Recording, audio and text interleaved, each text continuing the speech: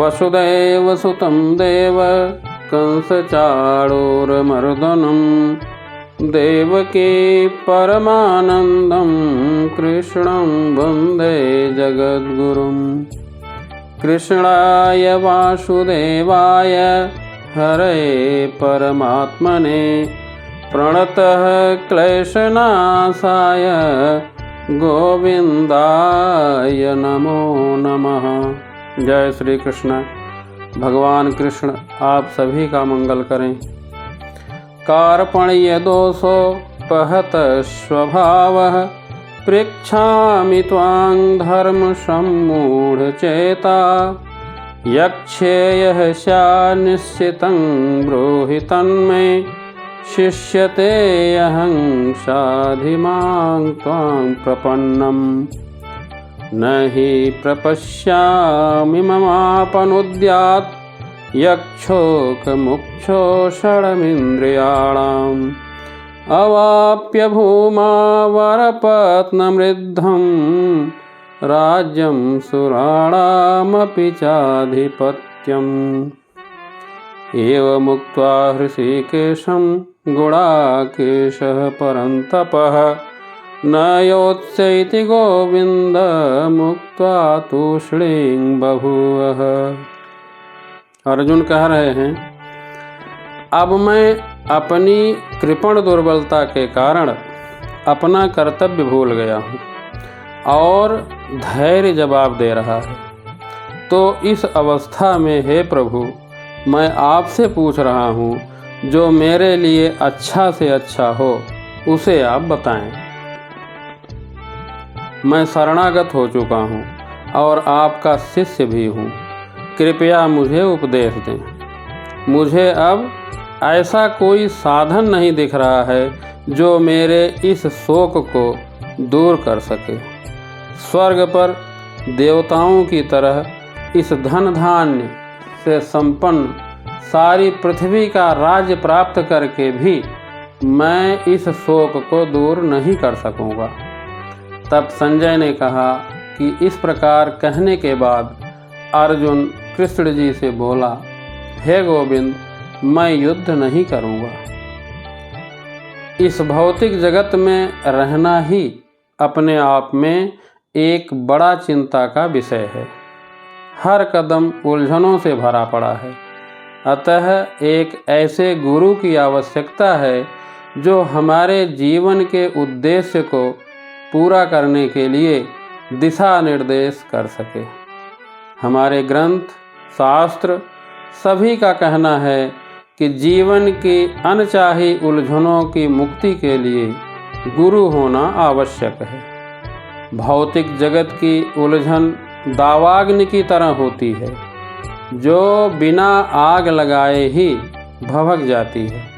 इसलिए जीवन की उलझनों को समझने तथा उनका समाधान करने के लिए हमें गुरु के पास जाना चाहिए। श्री रामचरितमानस में भी है, गुरु बिन भव निधि तरई न कोई, जो बिरंच शंकर सम होई। कृपण का मतलब है जो मानव जीवन की समस्याओं को हल नहीं कर सकता और आत्म साक्षात्कार के विज्ञान को समझे बिना कूकर सूकर की भांति इस संसार को त्याग कर चला जाता है। हर प्राणी के लिए मनुष्य जीवन अत्यंत मूल्यवान है, जिसका उपयोग वो अपने जीवन की समस्याओं को हल करने में कर सकता है। तो जो इस अवसर का लाभ नहीं उठाता वह कृपण है। जो कृपण या कंजूस लोग अपना सारा समय परिवार, समाज और देश के लिए गंवा देते हैं, अपने पारिवारिक जीवन, पत्नी, बच्चों और परिजनों में आसक्त रहता है, वो सोचता है कि मैं ही इन सब का कर्ता धर्ता हूँ, जबकि ऐसा नहीं है। श्री भगवान सभी के रक्षक और भरण पोषण करने वाले हैं और हम लोग उन्हीं को भूले बैठे हैं। अब अर्जुन समझ गया था कि पारिवारिक सदस्यों के प्रति उसका प्रेम तथा मृत्यु से उनकी रक्षा करने की इच्छा ही उसकी उलझनों का कारण है। जबकि अर्जुन समझ रहा था कि युद्ध करने का कर्तव्य उसकी प्रतीक्षा कर रहा था, किंतु कृपण दुर्बलता के कारण वह अपना कर्तव्य नहीं निभा पा रहा था। अतः वह परम गुरु भगवान श्री कृष्ण से कोई निश्चित हल निकालने का अनुरोध कर रहा है। वह भगवान श्री कृष्ण से शिष्य के रूप में बात करता है, अब मित्रतापूर्ण बातें बंद करना चाहता है। यद्यपि अर्जुन धर्म तथा सदाचार के नियमों पर आधारित तर्क प्रस्तुत करता है, किंतु वह बिना भगवान श्री कृष्ण की मदद लिए बिना अपनी समस्याओं को हल नहीं कर पा रहा है, क्योंकि उसे पता था कि उसका ज्ञान उसकी समस्या हल नहीं कर सकती।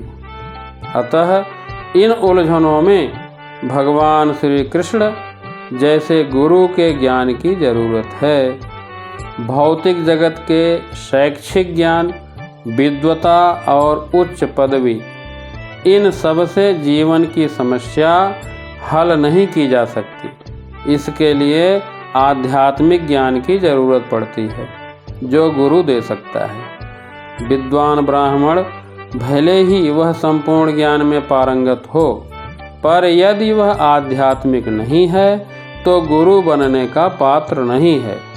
संसार की समस्या जैसे जन्म, जरा, व्याधि तथा मृत्यु की निवृत्ति, धन संचय तथा आर्थिक विकास से संभव नहीं है। ऐसे बहुत से लोग मिल जाएंगे जो जीवन की सारी सुविधाओं से तथा धन संपत्ति, आर्थिक विकास से परिपूर्ण हैं, किंतु फिर भी उनके सांसारिक जीवन की समस्याएं ज्यों की त्यों बनी हुई हैं। वे लोग शांति खोजते हैं जो मिल नहीं पाती। वास्तविक सुख तभी मिल पाती है जब वे लोग ईश्वर की शरण लेते हैं, आध्यात्मिक के रास्ते पर चलते हैं, सत्संग सुनते हैं, भक्त बनते हैं। अतः यदि हम हमेशा के शोक का निवारण चाहते हैं तो हमें ईश्वर की शरण ग्रहण करनी पड़ेगी, जिस तरह अर्जुन ने शरण ग्रहण की। धृतराष्ट्र को संजय से यह सुनकर बड़ी प्रसन्नता हुई होगी कि अर्जुन युद्ध न करके युद्ध भूमि छोड़कर भिक्षाटन करने जा रहा है। परंतु संजय ने उन्हें फिर से बताया कि अर्जुन अपने शत्रुओं को मारने में सक्षम है। यद्यपि कुछ समय के लिए अर्जुन अपने पारिवारिक स्नेह के कारण शोक से अभिभूत था, परंतु उसने भगवान श्री कृष्ण की शरण ग्रहण की। अब वह शोक से निवृत्त हो जाएगा और आत्म साक्षात्कार के पूर्ण ज्ञान से प्रकाशित होकर पुनः युद्ध में वापस आएगा। जय श्री कृष्ण।